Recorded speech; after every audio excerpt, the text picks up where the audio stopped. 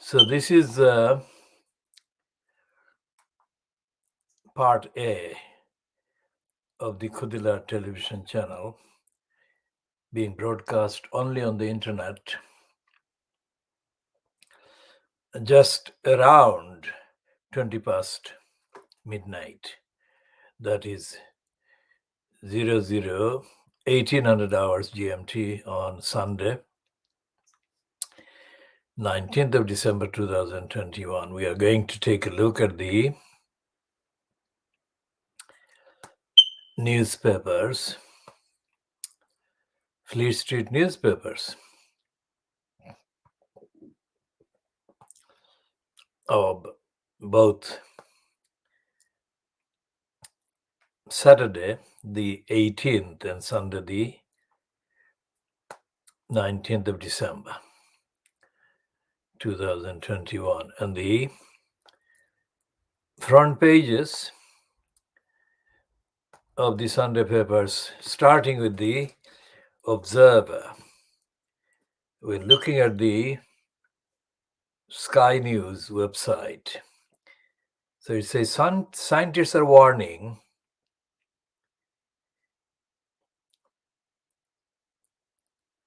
that carbs, social distancing and lockdown should be brought in now, or the COVID infections could hit 2 million a day.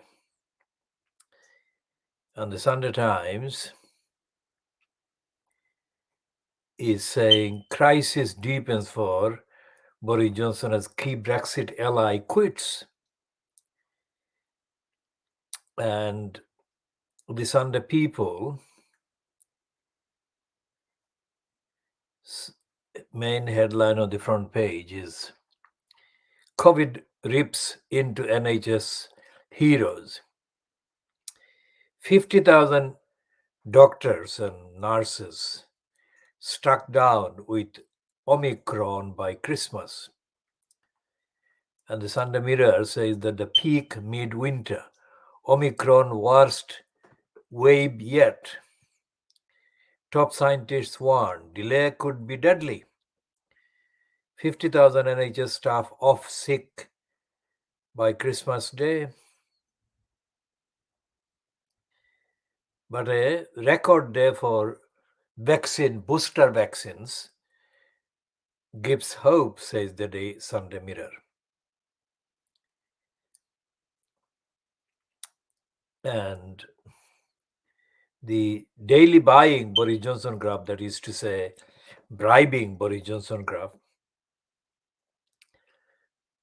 Sunday version, the Sunday Telegraph, also known as,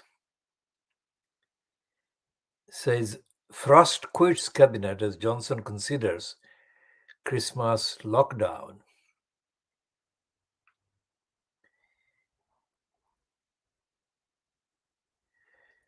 And Daniel Hannan, it's an Arabic name, but it's not quite sure whether this liar acknowledges his name as being connected with Arabic or Muslim origin. He could have a father called Hannan, but he could be also be in denial. So, because this is one of the, if not the, most racist criminal politico in the Johnson-fronted cabal. He's as nasty as Nigel Farage, but the difference between Farage and Hannan is that Hannan is a conservative.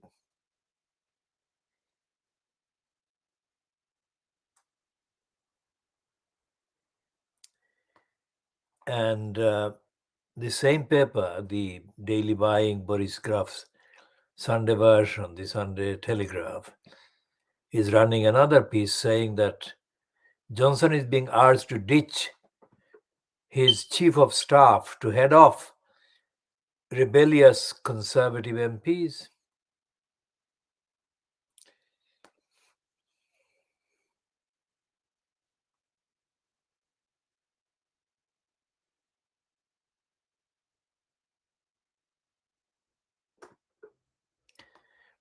And the cartoon by Matt showing that somebody is appearing before the media. And the caption reads, "Nothing happened on Thursday. There was not a by-election. It was just a gathering of Lib Dems with pencils and voting slips." Now that's the reference to Johnson being defeated by the Lib Dems at the by-election held at the Shropshire North parliamentary constituency. By-election being caused by Johnson being in denial about the corruption by Owen Paterson, who was the Conservative MP at the time for the same constituency. And the Sunday Express, which is the Beaverbrook legacy of lies, is in denial. It says that the virus is holding the country hostage. This is absolutely extreme example of denial.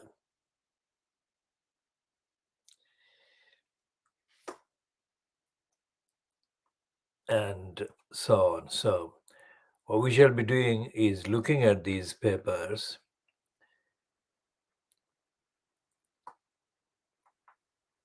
and we shall go back to the question of Boris Johnson's kind of falling reputation, as the Daily Mail on Saturday paints it as, because it gives the prominence to a piece byline to Brilopad Andrew Neil.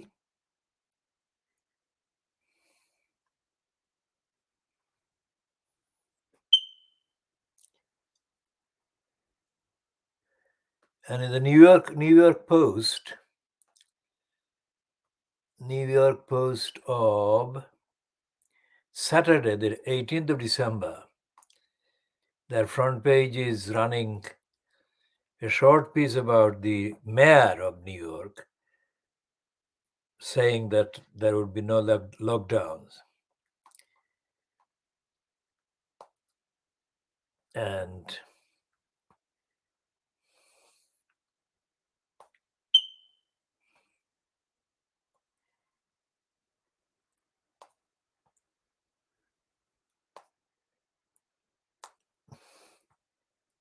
so let's look at if you can find the Observer,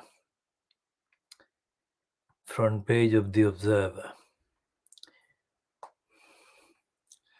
The Observer in London, dated the Sunday, the 18th of December.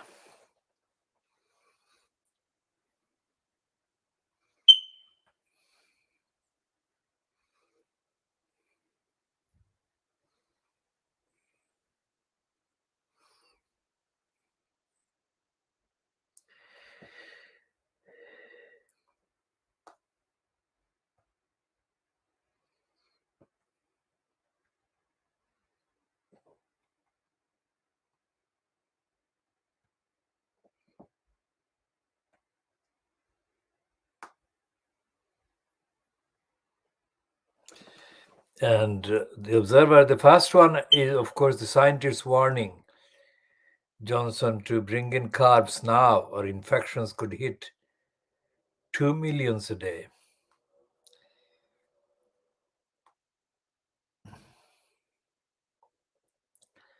And it's written by Michael Savage, Robin McKee, and John Ungaud Thomas.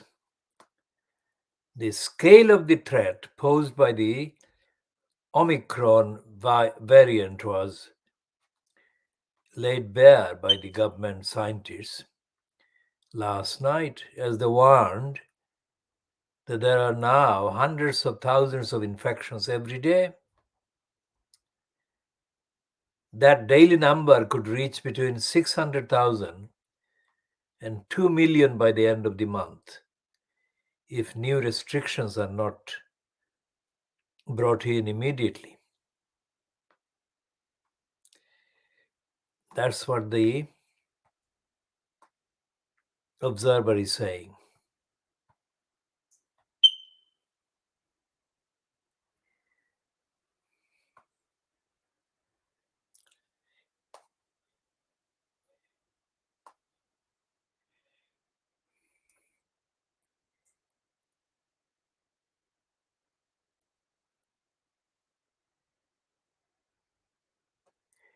And the same observer on the front page is saying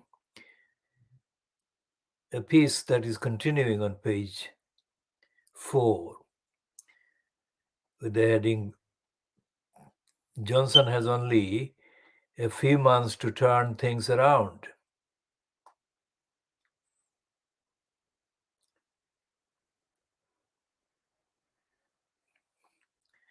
And on the next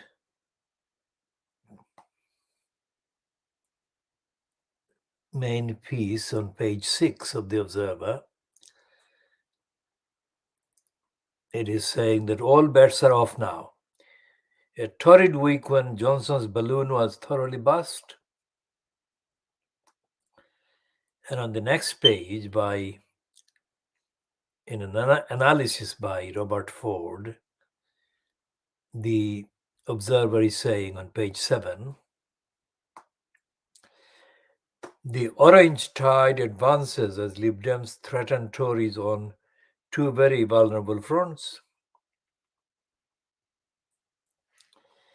Now at this point, I have to say that all the Sunday papers, such as the Observer and the Observer approach to the political prospect of success by Johnson after the Shropshire North result. And this is the world exclusive diagnosis of Fleet Street. The approach, as evident in the headings,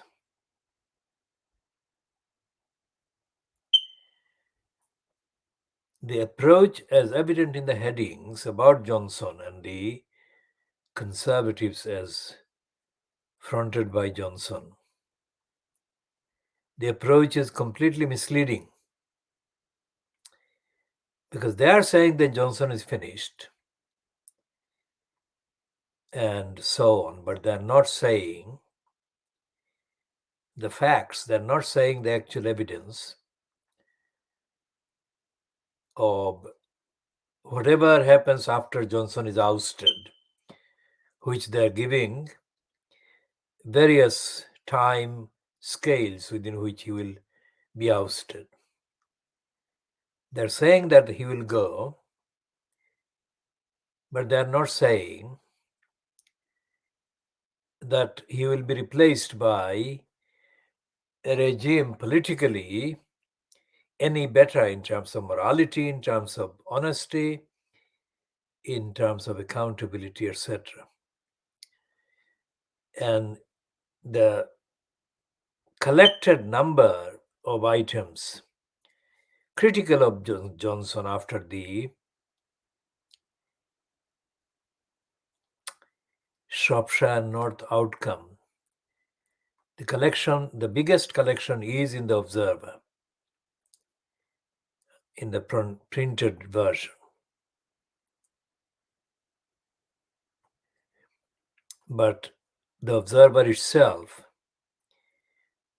is failing to actually point out to itemize the evidence of cruelty, corruption, criminality, breaking the rule of law, breaking the due process, and least of all, they are not talking about Johnson's racism, let alone Johnson's anti-Muslim rhetoric that is continuing.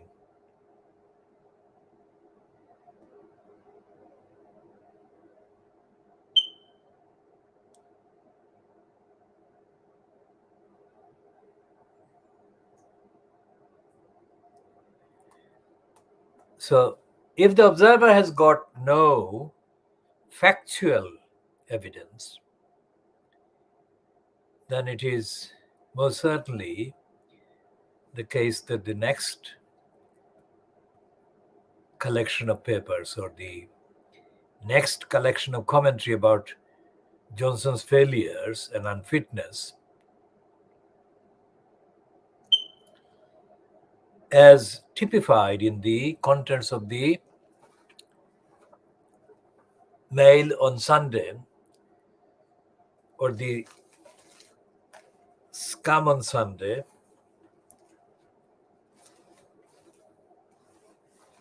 or the Sunday buying Boris Johnson graph, the Telegraph,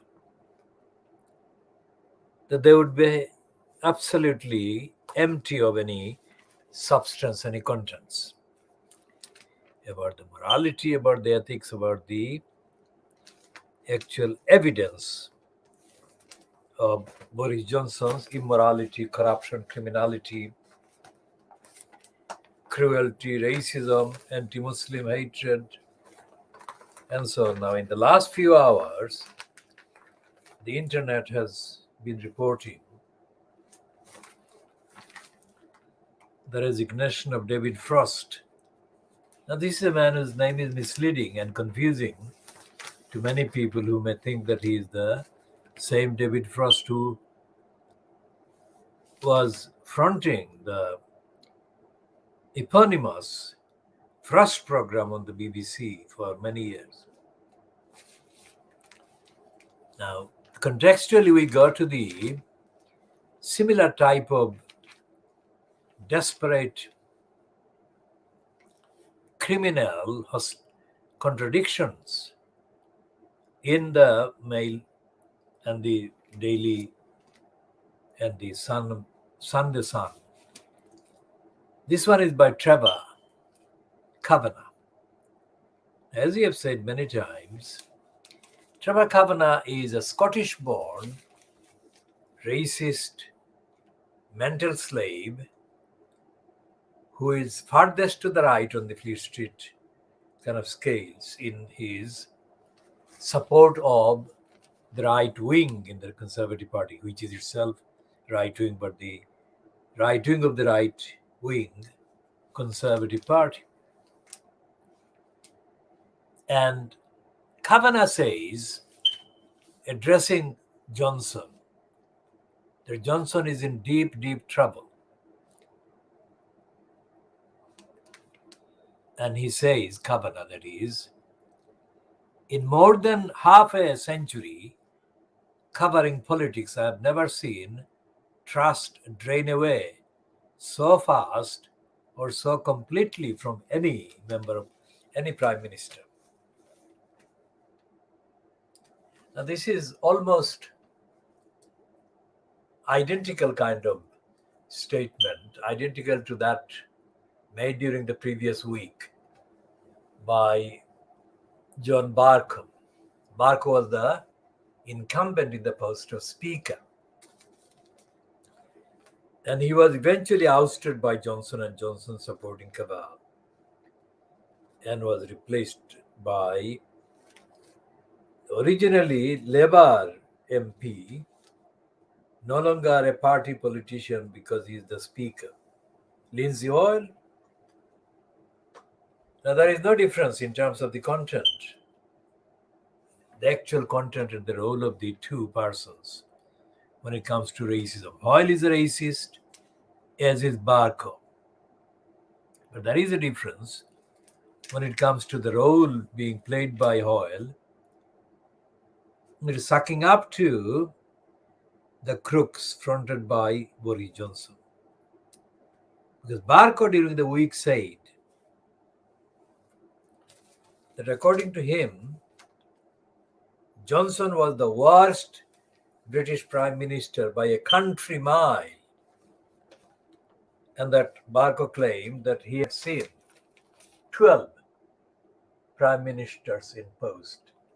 And Johnson was the worst. Now, this one is worded differently, but it is the same one because instead of saying that Johnson is the worst Prime Minister, the liar Kavanagh has seen in the 50 years that he claims to have covered politics, he is putting it differently and saying that he has never seen trust drain away so fast or so completely from any Prime Minister. Barco was opposed to Brexit, whereas Lindsay Hoyle is a Brexiteer. But here, Trevor Kavanagh is the easily the worst defender and promoter of the lying Brexit agenda. And he, like the son of Brenda Jackson, I mean, she has no relationship with her son politically, but biologically, Dan Hodges is Brenda Jackson's son. So Dan Hodges, for the period that Theresa May was in position as Prime Minister, left no stone unturned in expressing his slavish support for Theresa May without hiding any evidence. Without hiding any evidence that he was lying. He was brazenly lying for Theresa May. And Trevor Kavanagh is doing the same with Johnson. Although he's saying that Johnson has lost support at the fastest rate from his party's MPs, he is really not criticizing Johnson. Not at all. Trevor Kavanagh is looking for any shred of evidence or pretext that he could actually find to praise Johnson in the way that Dan Hodges praised Theresa May and the way that Trevor Kavanagh has been praising Boris Johnson since the time that they ousted, or since just before the ouster from the post of leader of the Conservatives by the gang that was fronted by Boris Johnson. So what I'm saying is that the criminal liars right across Fleet Street, including The Guardian, including The Observer, which is owned by The Guardian, owned and controlled by The Guardian, and the entirety of the Associated Press, which is otherwise known as the Daily Mail Group, which owns the Sunday Mail on Sunday as well. And the Reach Group, which is the group that is in control of the Daily Mirror and also in the same way it controls the Daily and the Sunday Express titles, despite the fact that the Daily Express and the Sunday and the Daily Express have got pretenses that suggest that they are opposed to the political stance of each other. Well, they are not, because essentially the Mirror Group, which owns the Sunday Mirror as well as the Sunday People, the Mirror Group also owns regional papers outside of London and in various parts of what is called the suburbs of London.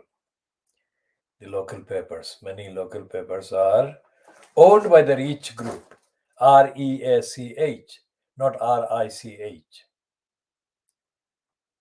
Now, all these papers, all these titles, the printed titles, as well as their broadcasting equivalents like the Sky News, BBC News, they appear critical. They appear to be critical of Boris Johnson and the Conservatives, but they're not, because they're not, none of them is talking about the racism, most certainly the racism of Boris Johnson, and they're not talking about the corruption, the dishonesty, the immorality, the lack of accountability, lack of ethics by either Johnson or the Johnson-fronted cabal of ministers, cabinet ministers, members of parliament, etc., etc. So what the Fleet Street papers kind of coverage and overhyped headlines or headings are doing, they're telling the gullibles, the brainwashed majority of their readers, something that is not borne out, substantiated by the contents of their copies. In other words, they are not encouraging people to campaign against corruption. They're most certainly not encouraging people to campaign against immorality, unconstitutionality, evil, dishonesty that are being perpetrated by the Johnson-fronted cabal. And this is the same conclusion that we make based entirely on the evidence that when the campaigners and supporters asked Johnson to withdraw the conspiracy of 4 years plus of lying against the BabyAngelGeronimo, the BabyAngelGeronimo being the world's most healthiest being. And BabyAngelGeronimo has been put through the biggest possible serial criminality in the name of doing things to safeguard the health and well-being of others in society. BabyAngelGeronimo, being the world's healthiest creature, has never been the issue. BabyAngelGeronimo has been made the issue by the crooks, by the dishonest liars and criminals at the depraved DEFRA, aided and abetted by the liar Johnson, who has intentionally acted cruelly against the innocent BabyAngelGeronimo. And that has happened before, for years before the Shropshire by-election, Owen Paterson, or anything else, the Christmas party in 2020 at the number 10 Downing Street offices. Johnson-fronted cabal and his co-criminals and evildoers in government have been lying for years, 4 years plus. They've been lying against the most innocent baby angel Geronimo. So it's a pattern. Baby angel Geronimo has witnessed, baby angel Geronimo has been the most reliable, authentic, and consistent witness to the years of lying, dishonesty, and criminality perpetrated in the name of government by the depraved evildoer George Injustice Eustace, who has been aided and abetted by the congenital liar Boris Johnson.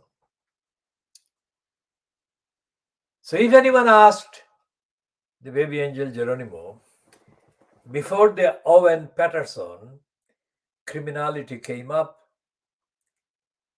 if they asked what would Boris Johnson do, what would Boris Johnson's propensity be, and what would Boris Johnson's colluders in the so-called government, what would they do? Baby angel Geronimo, without hesitation, without the slightest iota of doubt, would and couldn't state and confirm that Boris Johnson was a liar, George Eustace Injustice was a liar, even to the point of his cabinet minister being a liar, and dozens and dozens and dozens of MPs who appeared for Johnson, and dozens of MPs who looked for excuses to support Johnson's lies. So they're unfit for purpose. They have been unfit for years for purpose. And the reason why, despite being unfit for purpose for years, the likes of Johnson are still in position as so-called government is to do with the fact that the alternative, which should have surfaced against the liars with a series of truthful alternatives for the society, has been politically murdered by Keir Starmer. And again, Starmer has been witnessed as lying without even knowing even one page of the thousands of items of communication sent in support of baby angel Geronimo to the depraved friend, to the depraved regime of Boris Johnson. Starmer, the plastic man, political murderer of the Labour Party and the opposition, said that he would support the lies against the most healthy and the most truthful witness, baby angel Geronimo. He would lie. He said he would lie. And one of his now shadow cabinet colleagues, Wes Streeting, when he used the language he did use against the rights of baby angel Geronimo, the most innocent baby angel on the face of the earth, this creep, Wes Streeting, came across as a creep because he said that when he was backing the conservative plot against baby angel Geronimo, the most innocent baby angel Geronimo, he, Wes Streeting, was doing so reluctantly. Now, in the moral framework, since people have become kind of social beings, the moral framework, the reference, has not contained any need to do violence, to do crime, to do cruelty reluctantly. If you are reluctant to commit a crime against the most innocent BabyAngelGeronimo, then you don't do what you claim to be reluctant to do. So this creepy liar, West Streeting, confirmed that he was the creepiest creep going in the UK, in the political sphere. We shall cover the lies of Sikh Clegg later, because Sikh Clegg was the Sikh colluder who enabled the dodgy Dave Cameron, the opportunity to form the government in May 2010. And what Sikh Clegg started by doing, by colluding with the corrupt David Cameron in 2010, is continuing. This is 11 years since Sikh Clegg was complicit, first time complicit with David the Liar Cameron. Now, we shall talk about Cameron and Sikh Clegg later. This is the Saturday's Daily Mail giving a splash heading to the piece by Andrew Brilopad-Neal. Now, Brilopad-Neal is saying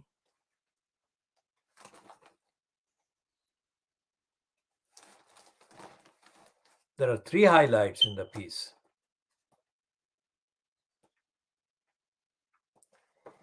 And the longest one there in the highlight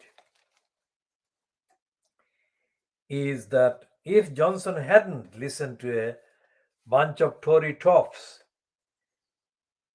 there wouldn't have been a by-election in the first place. Now, that's it. That gives the game away. Brilopad-Neal is falsely appearing, dishonestly appearing to be critical of Boris Johnson, but he's not.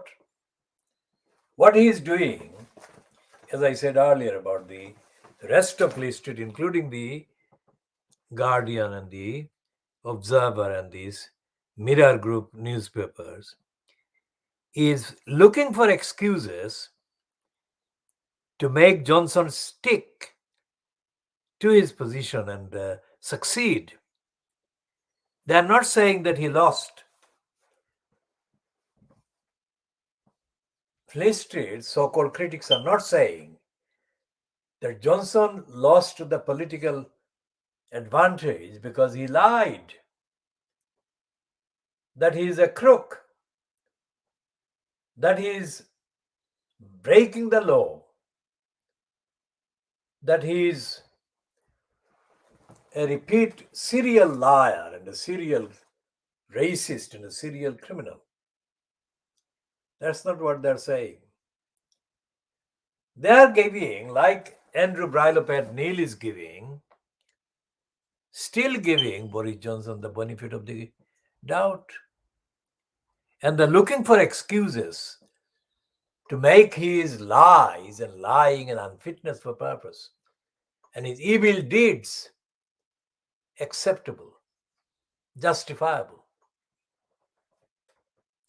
And they're not really condemning Johnson's unprecedented mountain and heap of lies and lying against ordinary principles.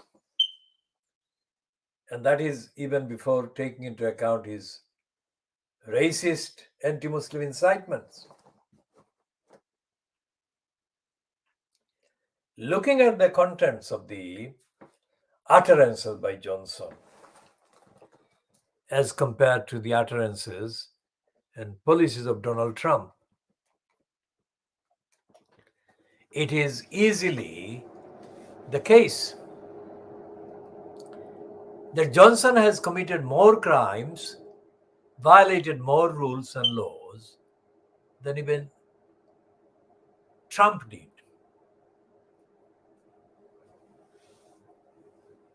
So Johnson is a worse criminal against society, against public, against justice, against duty than Trump has been. Now here, Andrew Neil, Brilopad,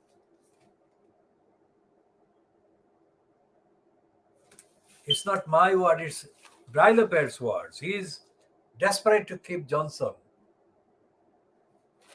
buoyed up, protected from being ousted. He says the risk for Boris is clear. He doesn't say the risk for society is clear if Johnson stays.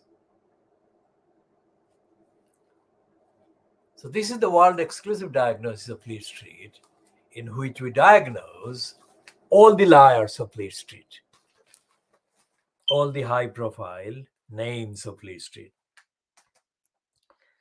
So the risk for Boris is clear. Suppose Labour's new lead in the polls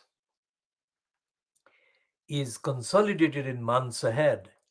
Assume the May local elections go badly for the Tories. May, that is May 2022. Taken together, these two developments would cement his new position as the great loser. It would unnerve Tory MPs on small majorities who would previously regarded him as the key to their success. It would embolden their success. It would embolden those who never liked him anyway. It would encourage those with a grievance against him. So these are all for Boris, this Brilopad Andrew Neil says, and yet this heading is absolutely therefore misleading and a lie, because this article is ending by Brilopad making a list of things that Boris Johnson should do to stay in post. In other words, it would open the door to a summer leadership contest. Expect the runners and riders from Rishi Sunak to Liz Truss to Priti Patel to start lining up from early in the new year. So this criminal who has made a career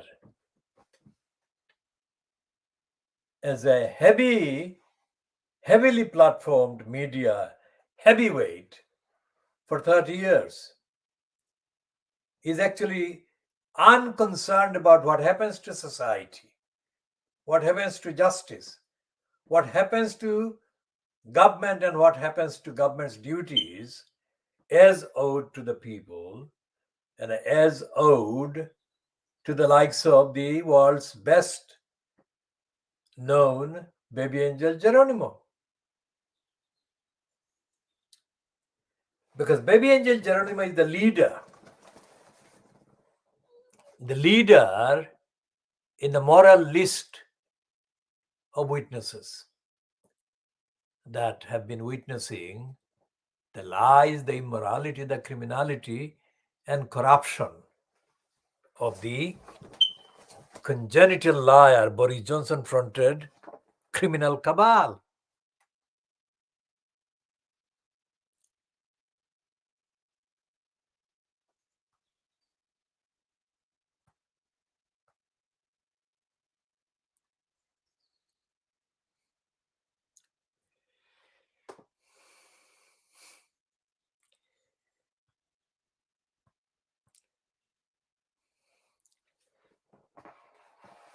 Now, in the Sunday papers, there is nothing really new in terms of the narrative, because this piece about the cabinet secretary Simon Case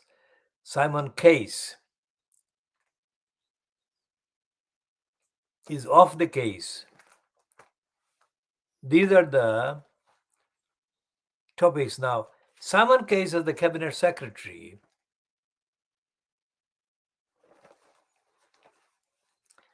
is in the news on Saturday's papers and is going to continue to be in the news for the Sunday ones, because it has been revealed that he, Simon Case, who was appointed a week ago by Johnson to investigate what happened with the Christmas rule-breaking parties held in the number 10 complex.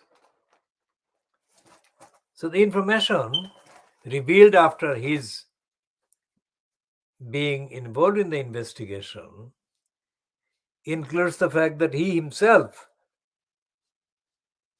attended a rule-breaking event in December 2020.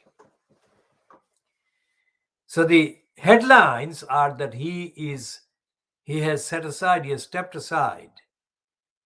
That suggests that he has actually resigned from his post as cabinet secretary, which he hasn't. And the list goes on. All the headlines, all the headings in Fleet Street, by Fleet Street, suggest something which is contradicted by the contents of their headlined pieces. So the Times one runs with the heading about Simon Case. He says, Downing Street party's inquiry in disarray after chief quits. Chief meaning chief of the inquiry, that is Simon Case. And the word quits, the verb quits, is misleading because he has not resigned. Quits means resigned, left. He hasn't. Because the main burden, the main weight of the powers that he still wields as the incumbent in the post of cabinet secretary are far wide-ranging, far many than the post of chief of the inquiry into the parties. And in any case, no chief of the inquiry who is already a cabinet secretary or a permanent secretary or a member of the so-called civil service is going to do anything fundamentally to expose the liars, the lies, and the rule breaking. What they've been at work trying to do is to find kind of minute differences. Like, for example, they said about Simon Case in the papers, Saturday papers, that the party was held in his office, but he didn't take part in the party. He went past and he addressed the workers and thanked them for their work, lasting for 2 minutes. Now that is how absurd and stupid is the length that they're going to find ways to separate him from the law-breaking gathering and party. That shows the narrative.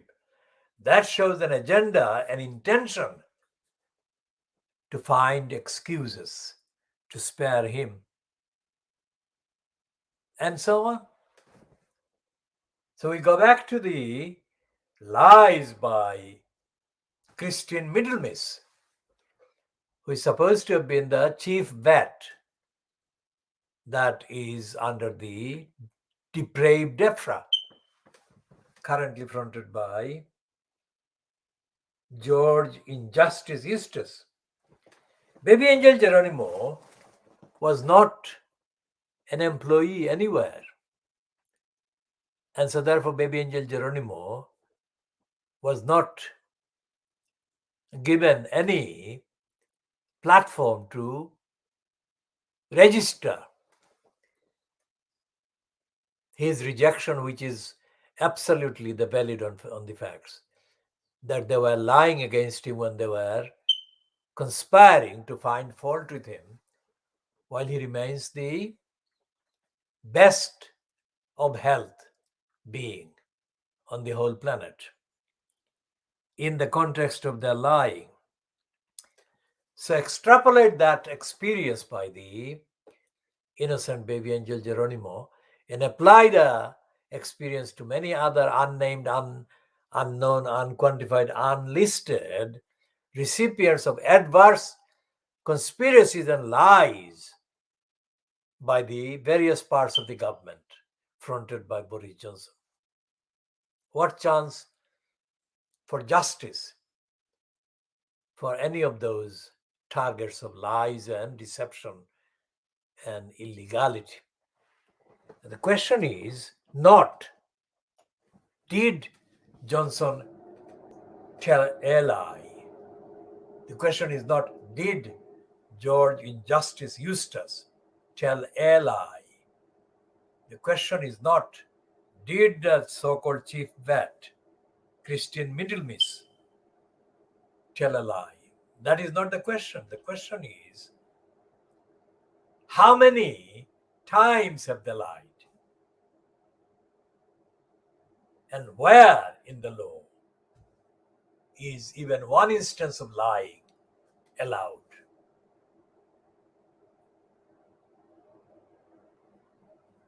And that if they lie with such impunity, how many other people's rights, lives, and livelihoods, and the entitlement to being declared innocent have been affected, violated, and impacted by the liars?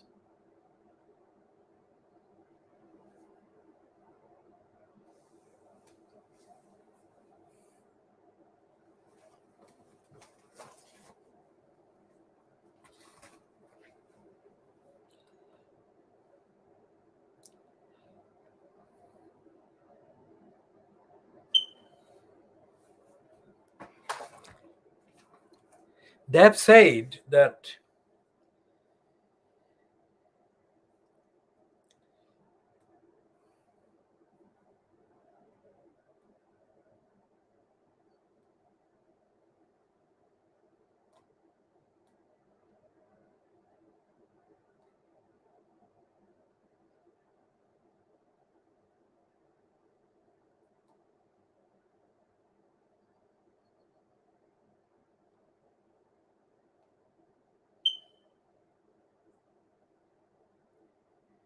now the Sunday Times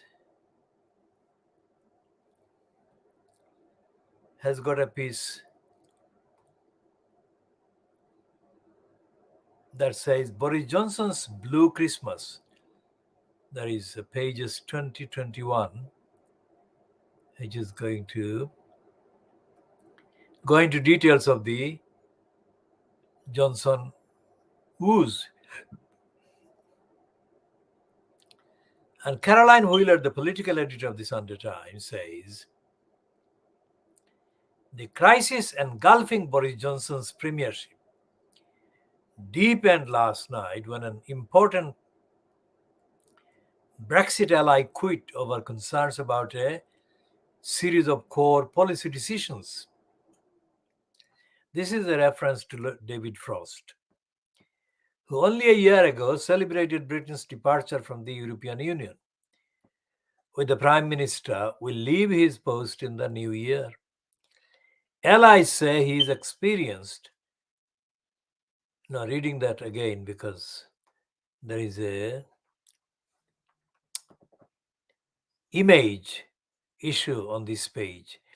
Allies say he is exasperated with a high spending regime, the obsession with hitting net zero environmental targets, and COVID vaccine passports. His departure came at the end of a terrible week for Johnson. There was a damaging backlash, rebellion over pandemic regulations, a by-election defeat in a previously safe seat, more revelations about lockdown breaking parties in Downing Street, and a fresh COVID crisis.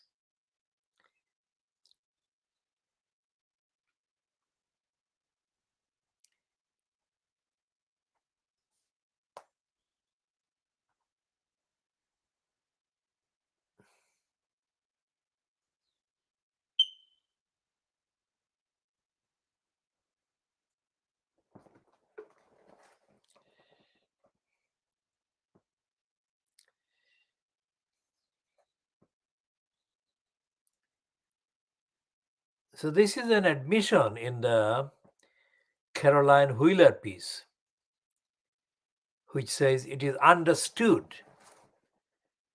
that the government could not cope with a high profile departure and asked David Frost to delay the announcement. And Caroline Wheeler continues, the man that is Johnson and David Frost were close, with the Prime Minister repeatedly praising David Frost as the greatest Frost since the Great Frost of 1709. Before the news of his departure broke in the Mail on Sunday, it was already understood that Ian Duncan Smith was being lined up for a prominent job to placate the increasingly restive right wing of the Conservative Party.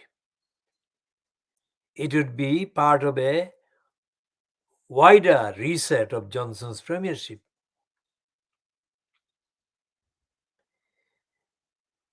There is no suggestion a leadership campaign, a leadership challenge will be maintained in the short term, but insiders believe the week's events have left the Prime Minister fatally wounded.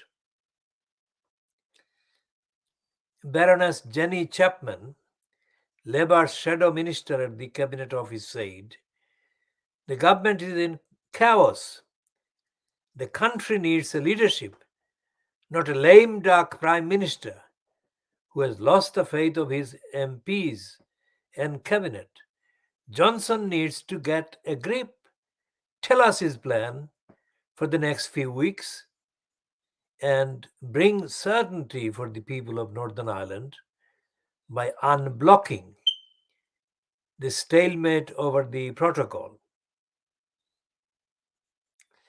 Yesterday, the cabinet was in open revolt over coronavirus data from the government's own scientists and advised to implement pre-Christmas restrictions to combat this spread of the Omicron variant. And this goes on to refer to Chris Whitty's advice. The advice from Chris Whitty was greeted with skepticism by cabinet ministers who feared the data is not yet reliable enough to justify restrictions that would in effect cancel Christmas. And it is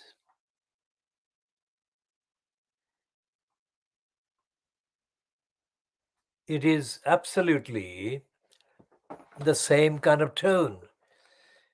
All of this is about insiders kind of disagreeing and ditching and kind of stopping to support Johnson.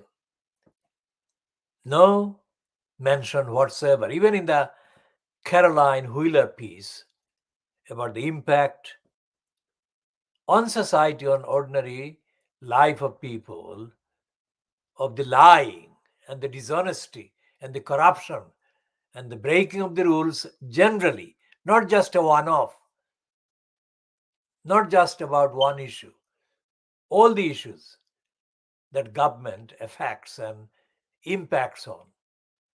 And there is no reference in the same Caroline Wheeler piece about any relevance of the political murderer of the Labour Party, Keir Starmer.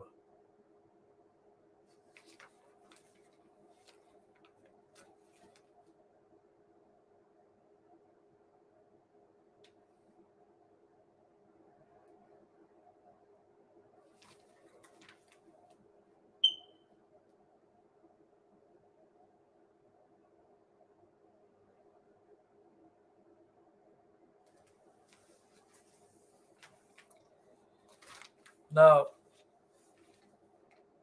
Waitrose is a kind of supermarket. It's a supermarket that is often rated as being for the rich people or the not the poor people.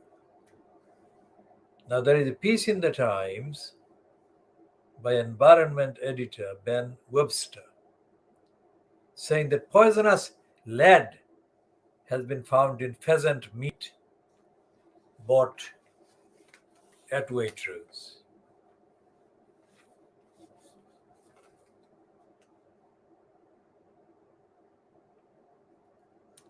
Pheasant meat sold by Waitrose and Harrods is contaminated with toxic lead, despite the retailers having promised to switch to selling lead-free game. Tests have revealed. Wild Justice, a campaign group co-founded by the broadcaster Chris Peckham, bought 14 peasant breasts last month from Waitrose below and 15 whole pheasants from Harrods and sent them for testing by the Environment Research Institute at the University of the Highlands and Islands.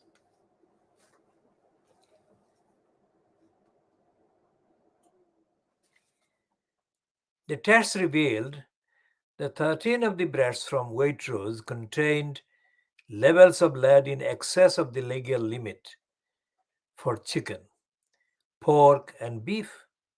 One breast contained 186 times the limit, and the median lead level was 29 times the limit. 10 of the Harrods pheasants contained lead above the limit, and the median level was 2.2 times the limit.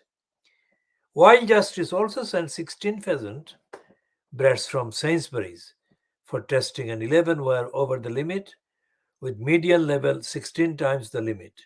Sainsbury's had not made a lead-free promise. There is no legal limit for lead in the game, but the Food Standards Agency says exposure to lead can harm the developing brain and nervous system. So we'll leave it there. That is the evidence of the deadly business by the three companies: Waitrose, Harrods, and Sainsbury's. Now we move on to the little item about market or meerkat. There are 4 meerkats pictured in the Times. This is the 4 meerkats. Those are the 4 pictured. The white 1, 2, 3, 4. One top of the other, top of another. This is the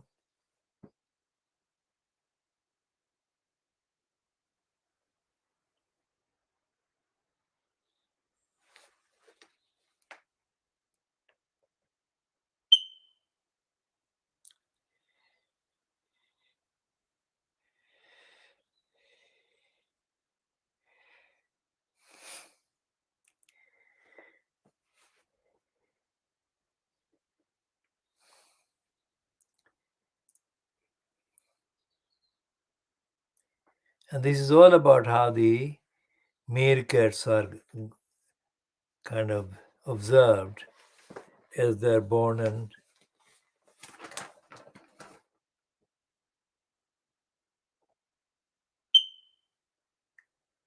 now there is a heartbreaking, unbelievable picture of the 4 little brothers that have been killed in the fire in South London.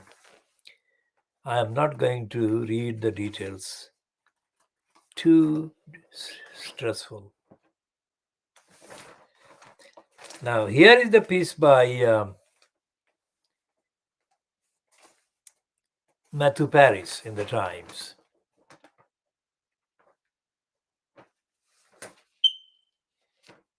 And its heading is Tories have swallowed the poison of populism. Now, what he's saying, Matthew Paris, is really not populism, it's fascism, that the Conservatives, as fronted by Johnson, are the fascist party, the fascist cabal in the country.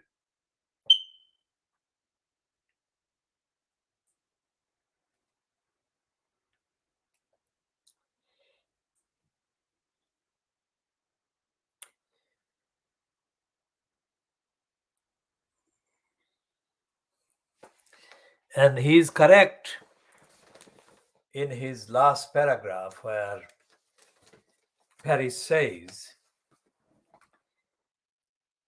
since the European referendum, he is referring to Brexit,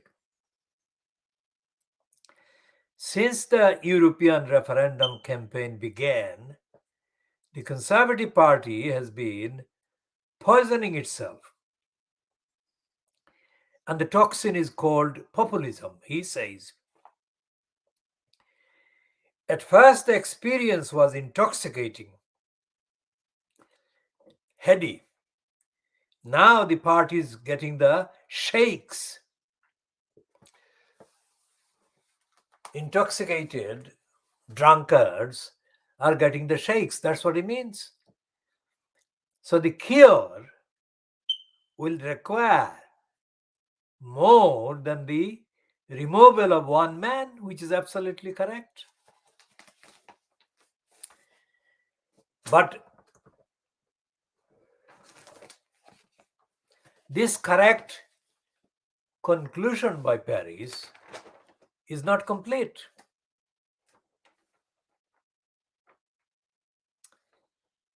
Because it doesn't say what the more means, which is what we have spelled out.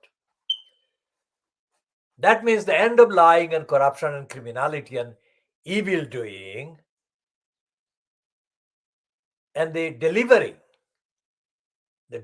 of truthful, honest, accountable service that the ordinary people deserve and have been deprived and denied for too long. And also the removal,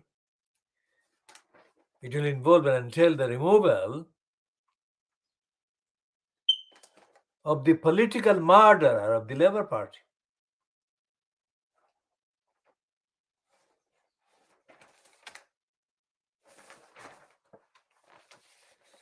So the piece headed Wounded Johnson in the Times as the editorial, the leading article.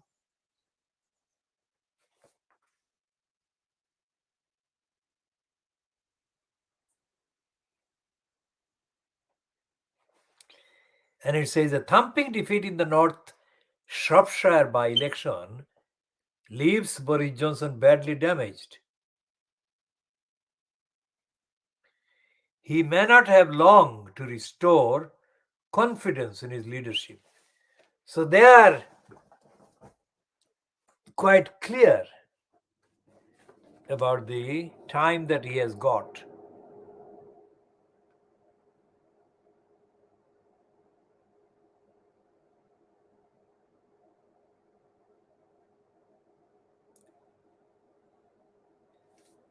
And the editorial is outdated by the fact that Simon Case has already resigned from the post. And they are saying that he is still the person who is investigating the parties.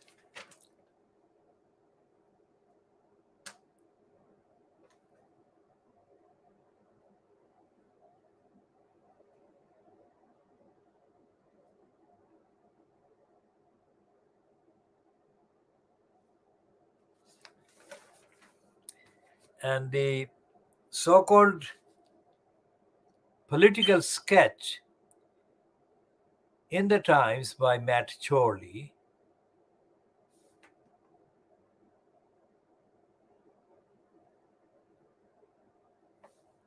says that Rishi Sunak is the man to watch.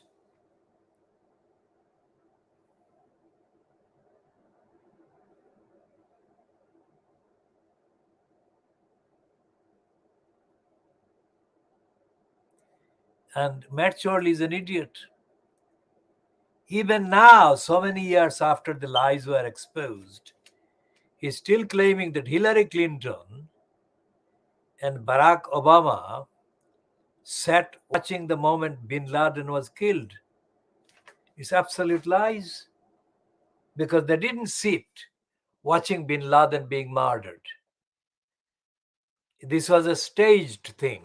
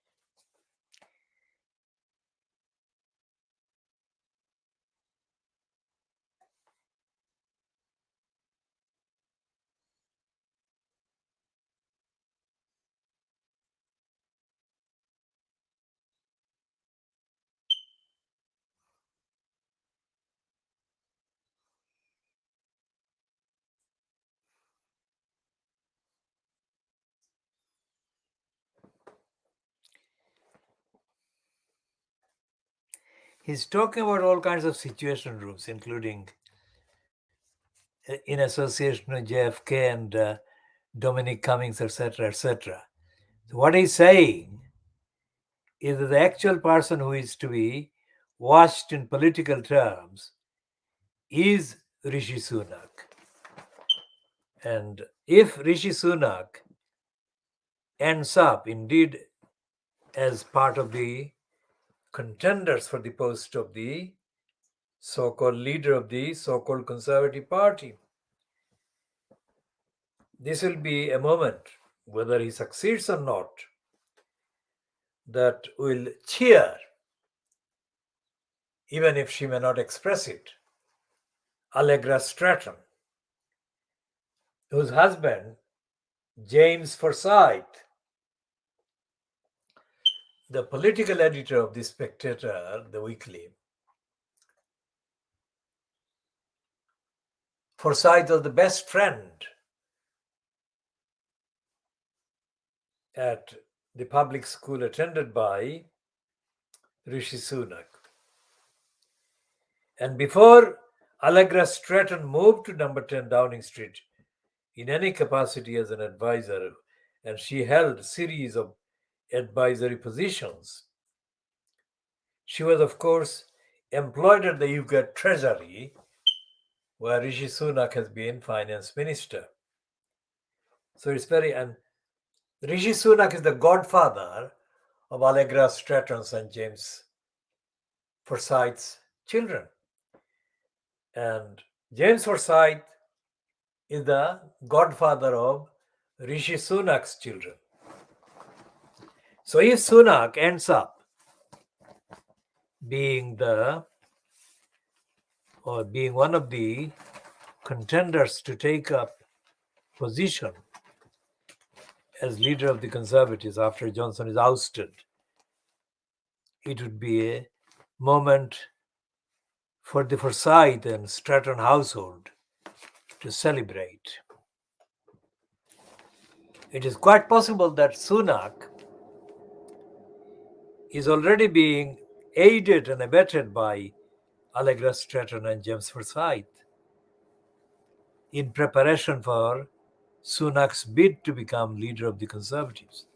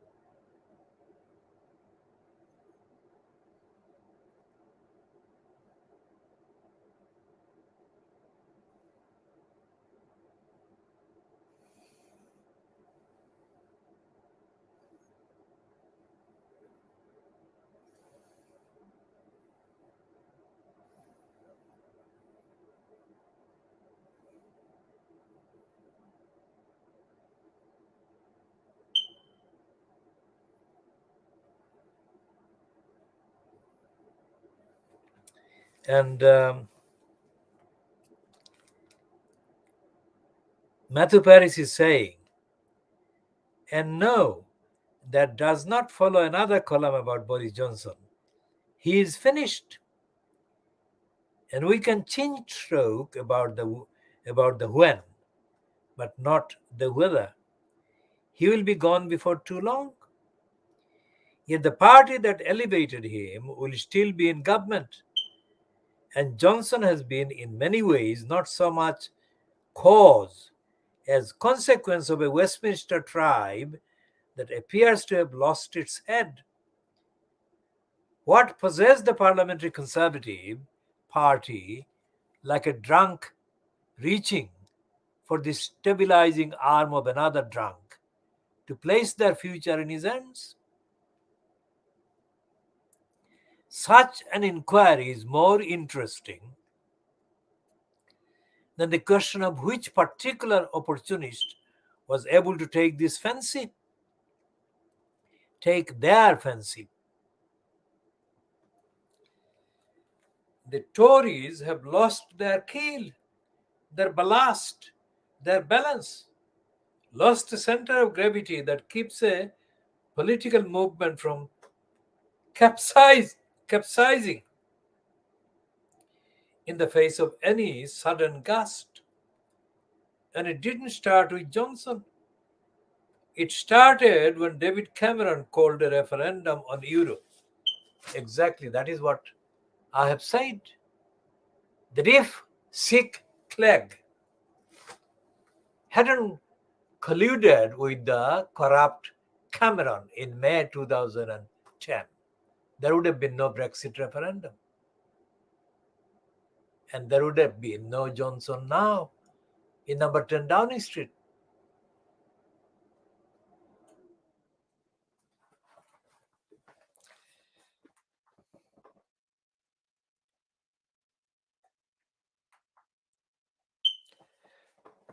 So what else is Matthew Perry saying?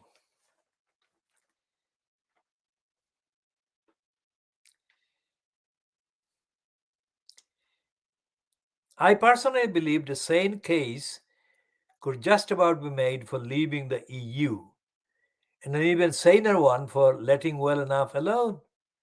Seeing some peril and no great benefit in leaving, I incline to the status quo and still would. Many fellow citizens, however, and they included a clear majority in, for instance, North Shropshire, inclined to leaving the EU. So be it.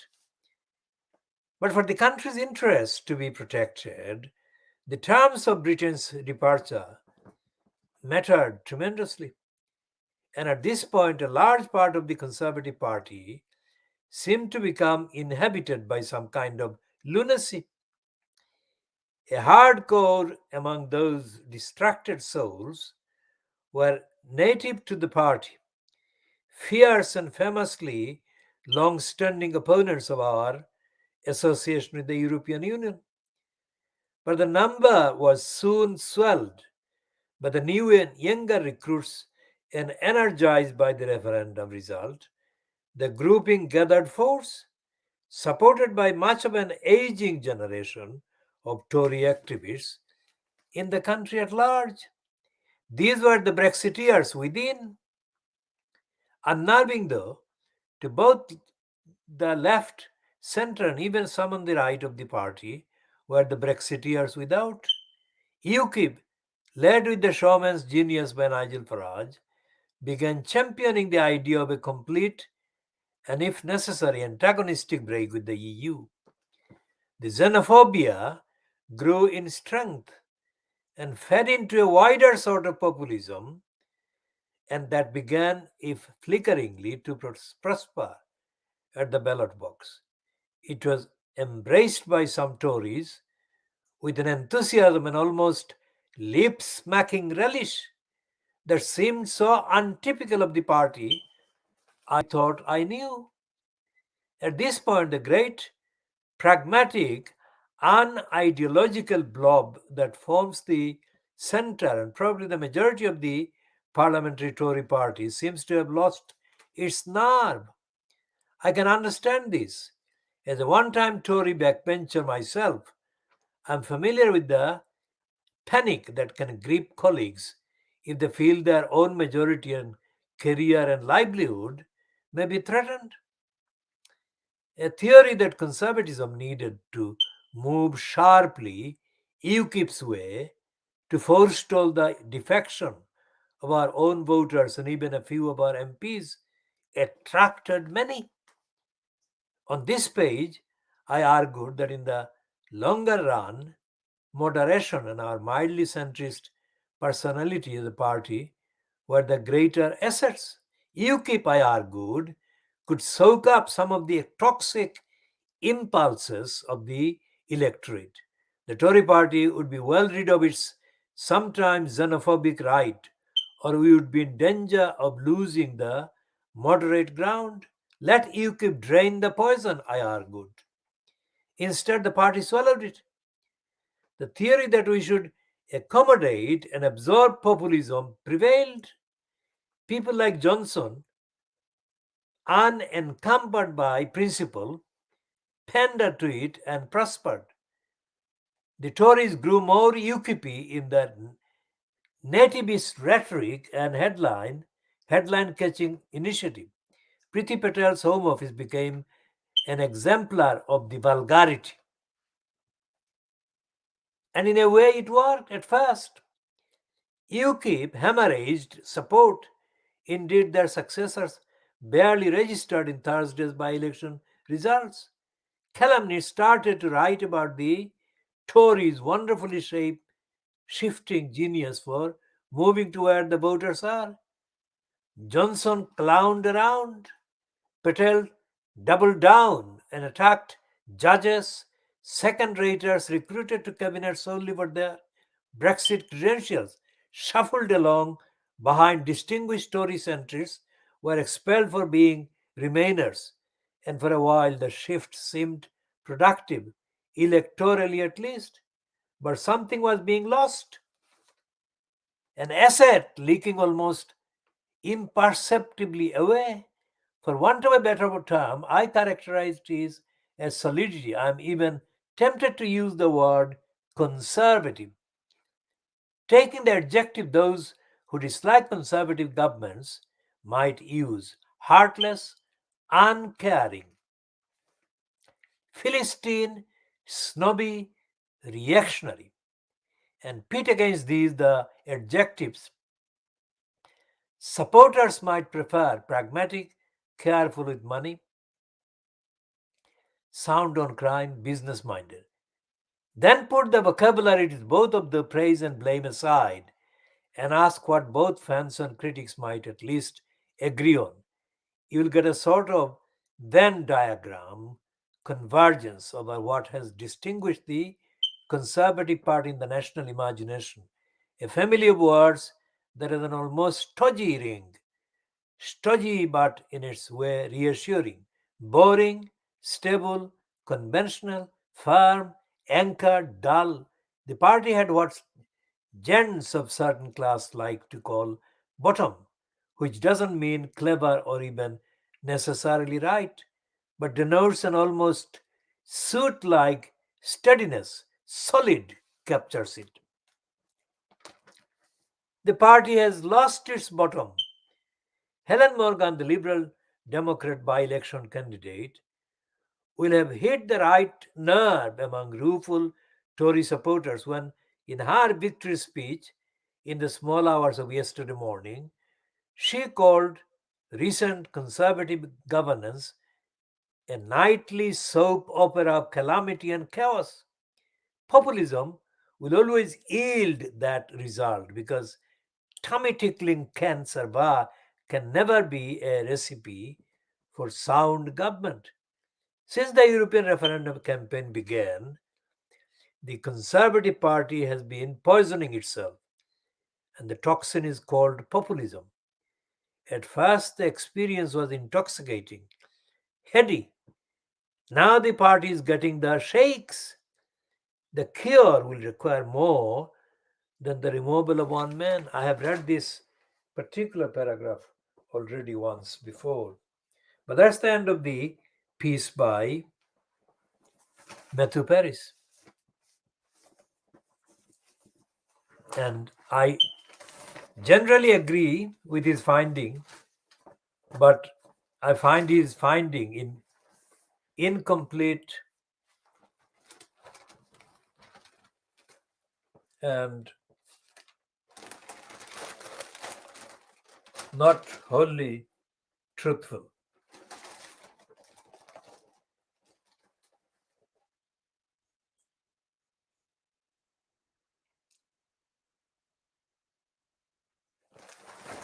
So, what is John Humphreys saying? His heading is, in the Daily Mail, that is, that only 5% of the people in the country believe that our political leaders act in Britain's best interests and not in their own interests. Only 5%. That is, 95% of the people believe that politicians and political leaders are liars.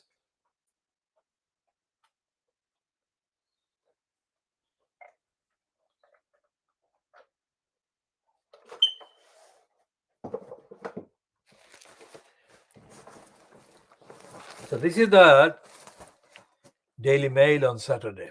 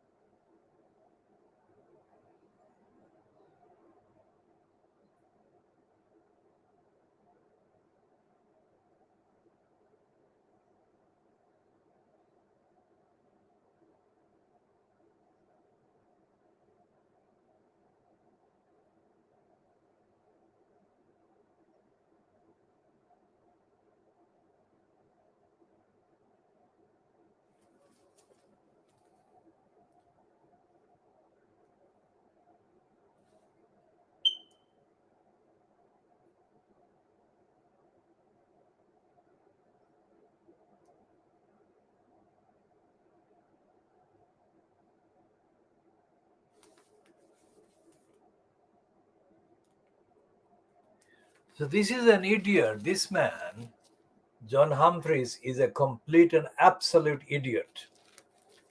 Why? Because not on just this particular column on this particular date, but in the columns that he has been given the space by the Daily Mail to write. He doesn't believe that ordinary people, he doesn't believe that the ordinary people actually put any or place any value on the need for politicians to be honest and to tell the truth. And in the same vein, the same John Humphreys actually praised the corrupt judiciary in this country.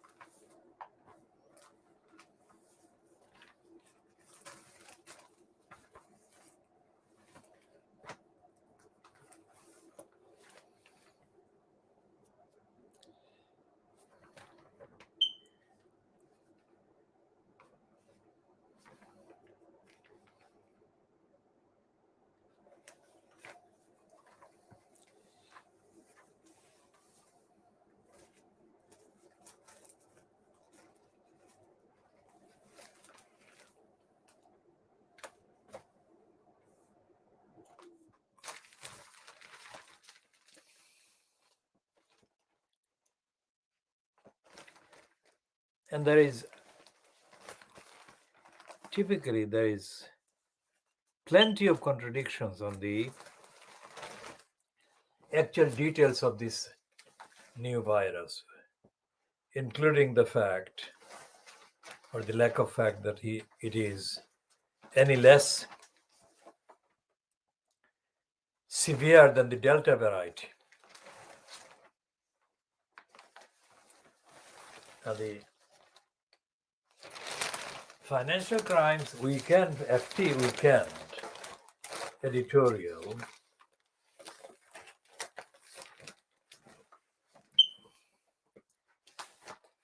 is headed Johnson's ooze threaten a vacuum of leadership.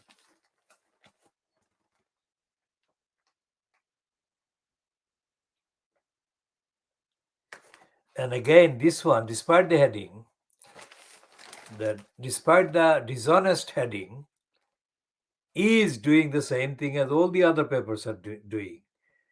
They're trying to justify Johnson still staying in that post. It's saying about the previous part of the argument that they have shown, they have printed. This might yet offer Johnson the beginning of a way back. Should he be willing and able to seize it, they're still offering him an opportunity to stay on.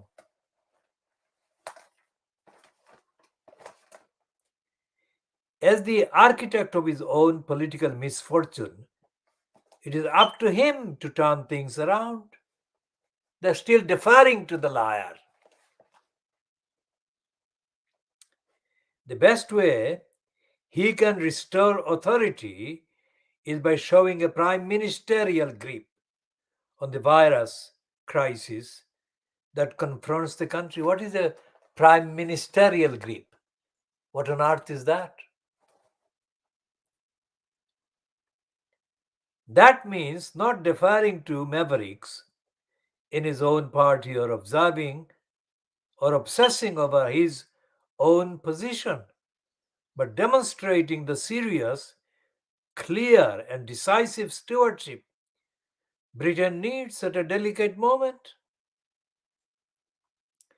This is not only the right thing to do, it would also give him the best chance of saving his own leadership. Now, that is criminals, crooks, and liars. That is why we call the financial crimes the financial crimes.